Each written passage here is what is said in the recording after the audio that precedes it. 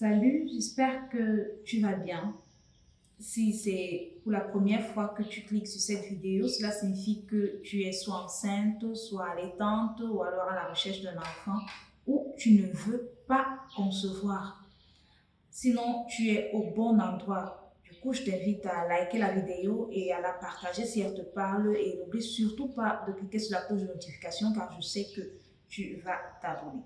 Il y a une question qui m'a été posée. Peux-tu conseiller à une femme, c'est ainsi que la question m'a été posée, qui n'a pas encore conçu, qui n'a pas encore accouché, peux-tu conseiller à cette femme de prendre une méthode contraceptive? Alors, je vais vous répondre dans cette vidéo comme j'ai répondu à cette dame et je vais vous donner mon avis là-dessus. Déjà, il existe plusieurs types de méthodes contraceptives, les méthodes hormonales, à l'instar de l'implant, le Jadel, le Depo-Provera, le DIU hormonal, les méthodes de barrière comme le préservatif, par exemple le diaphragme, les méthodes mécaniques comme le DIU. Commençons avec les méthodes, par exemple, naturelles. Bon, là-bas, c'est tout le monde qui peut mettre en pratique ces méthodes et ça ne fait de mal à personne. Les méthodes naturelles, les méthodes de calendrier, les méthodes de la glaise cervicale et autres, ça ne fait de mal à personne. Donc là-bas, tout le monde peut pratiquer cette méthode. Et ça n'a aucun problème, aucune contrainte, aucun inconvénient et tout. Donc, si on parle des méthodes de barrière,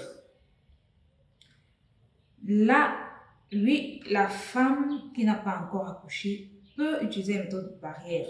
Par exemple, préservatif, tu peux te préserver. Déjà que le préservatif joue à la fois le rôle de barrière aussi, ça protège contre les infections sexuellement transmissibles. Donc, oui, tout le monde peut utiliser ces méthodes. Maintenant, il y a d'autres méthodes telles que l'implant, le DIU, les Depo-Provera, bref, les méthodes hormonales. Est-ce que je peux conseiller à la femme qui n'a pas encore accouché de prendre ces méthodes? Ce que je dis souvent, c'est que tant que tu n'as pas encore accouché, tu ne sais pas si tu as un problème ou pas. Maintenant, supposons que tu as un problème que tu ignores. Mais toi, tu crois que c'est toi qui ne veux pas enfanter.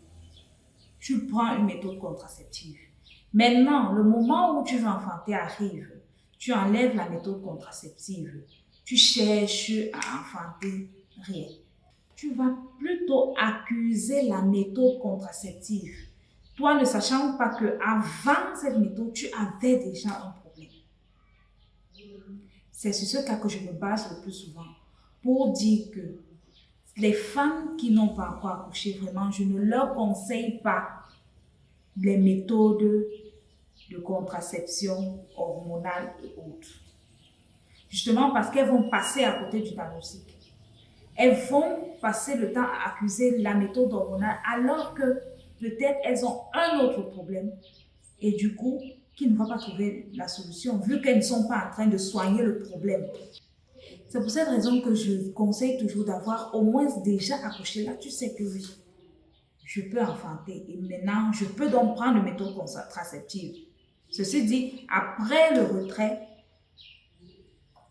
si c'est que ça ne vient pas, tout dépendra du type de méthode qu'on a pris et tout, mais au moins je sais que j'ai déjà eu à enfanter.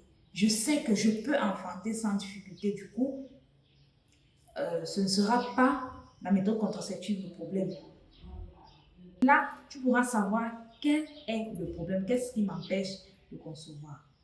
Donc, le conseil que je peux donner à ces femmes-là qui n'ont pas accouché, qui ne veulent pas accoucher, c'est d'utiliser les méthodes barrières, d'utiliser les méthodes naturelles, mais pas les méthodes hormonales et les méthodes mécaniques. Pas d'implant, pas de dépôt, pas de DIU.